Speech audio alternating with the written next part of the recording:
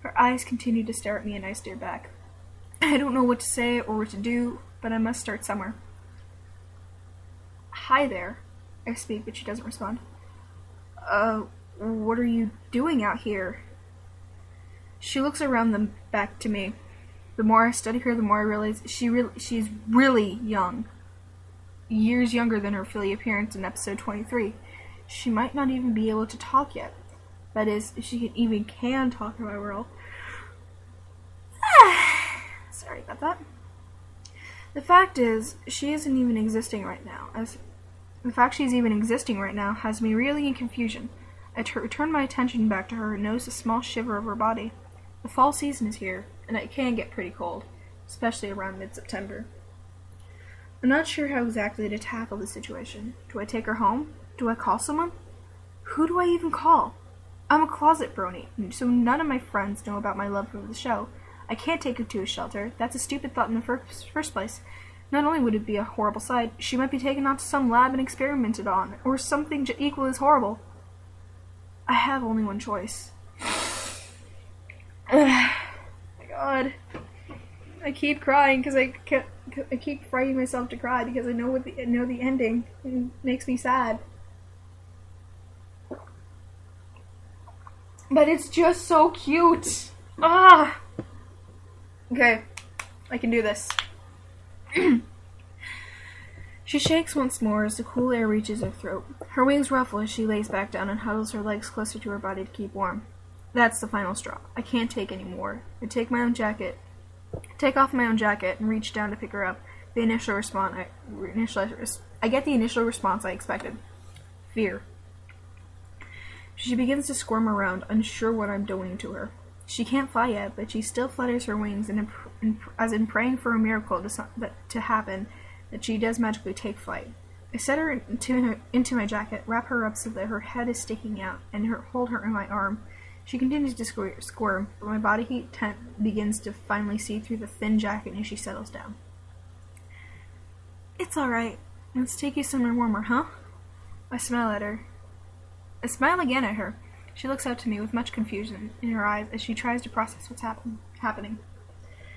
Don't worry, I'm not gonna hurt you. It's getting late, and you'll freeze out here. I think she understands me, for after I say those words, her eyes return to their normal size, and she snuggles herself more comfortably inside my jacket. She squirms a little, trying to get into a more comfortable position, and I feel her hooves and wings poking me as she shifts. Then to top it all, she rests her chin on my arm and lets out a deep sigh, closing her eyes to drift off to sleep. My heart explodes for a third time. Aww, so cute! My God, thank you, KY Boy 700, thank you for suggesting this. This is so freaking adorable in the beginning. The entire walk back, I keep an eye out for other people who could pass by me. I don't want anyone to see her. I have no way of knowing how they would act. As usual, though, I don't see a single person. It's midnight by the time I get home. Fortunately for us both. I had turned on my porch light, otherwise I might have passed it. Being one of the few occupied homes in the block meant a lot of darkness. The city even stopped running power to the streetlights, so that made it all the more difficult. I glanced down at the filly, who continued to sleep in the jacket as I carried her. She was no longer shivering and felt quite warm. I walked up to my porch, careful not to make too much noise as I get my keys out, unlock the two deadbolts, the master lock, and finally the doorknob, and opened my door. It's dark inside, due to me leaving it while it was still light out. With a flick of a switch, the single bulb in the hallway comes to life, shedding some light into the living room. Most of the furnishings are my parents', then again, so is the house. I became the owner of it after their passing, and have done what I can to keep it that way. Still, with the filly Rainbow Dash in my arm, I walk into the living room as I pass by the family portrait. I greet with a "Hello, Mom. Hello, Dad." I know they aren't there, but knowing that they love me and that I love them helps me stay sane and to keep going in my miserable life. As I enter the living room, I can feel stirring in my arm. She had woken up. Most likely when I turned on the light. And is now getting antsy, with no idea what to do or how to tackle the situation. I set her down on the couch. Immediately, she jumps out of the jacket and looks around, already investigating her surroundings.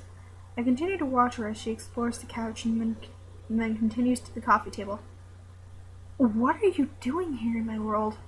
Didn't mean to ask that aloud, but it just sort of happens every now and then. Only seeing my few friends once in a great while, I find myself talking to, myself a lot. I don't own a pet because that just means more money to dish out, and I'm already struggling as it is. From my question, the only response was another blank look on her face, which tells me she has no clue either. Then again, what else should I expect from a filly that can't even talk yet? Are you lost? The moment those words left my mouth, her ears fall and she looks down to the ground. Oh. The realization strikes that she had no clue what is going on, where she is, who I am, or anything else. She's beyond the word lost. She's misplaced. Well, until something happens, I guess you can stay with me. I see how her head lifts up, ears starting to erect once again, and looks at me with worry. My words don't sound that encouraging, so I throw on a smile as I speak. Don't worry. I'm sure whatever brought you here will fix itself within time. We just gotta wait. Is that alright?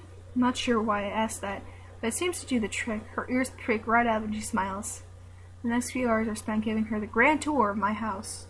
Nothing amazing to see, as I avoid taking her into my bedroom out of fear the large amount of dirty clothes would swallow her up. Aww. Afterwards, I give her something to eat. I break up some small carrots, and amazingly I discover she has some teeth. Since she is a filly, I wasn't sure she could eat solid foods such as carrots yet.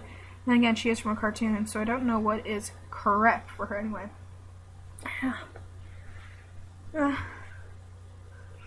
Satisfied with the food, she finds a comfy spot in my father's recliner and sits. I don't mind. It's not like I sit in it. I was never allowed to when he was alive. So I should change that even after his passing. It's his chair. We're not going to be mean to the filly, not knowing that. So I let her sit where she is most comfortable. So I also give her a small blanket to wrap herself in. Due to my house's current temperature is not as cold as it is outside, but my furnace had problems since before my parents' passing. There was a trick to fixing it, but that died along with my father. Must have fallen asleep at some point. I honestly expected myself to be wide awake due to such an interesting event. And after the long hours of work and staying up to take care of Dash, my body had other plans. Not sure how long I was before I woke, but it doesn't matter. As I close my eyes, I feel something against my side. I look, and sleeping beside me is a small cyan filly. Her rainbow mane and tail still. Her rainbow mane and tail still, her head resting on the inside of my elbow. I know the Mimi gets old, but I must say, it made my heart explode. Again.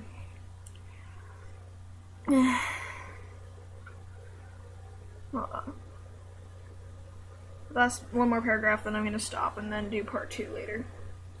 Laying there, sleeping and curled up beside me, she had me smiling ear to ear, her gentle breast barely heard. The hairs on her mane tickle my arm, but I hold back any movement to itch.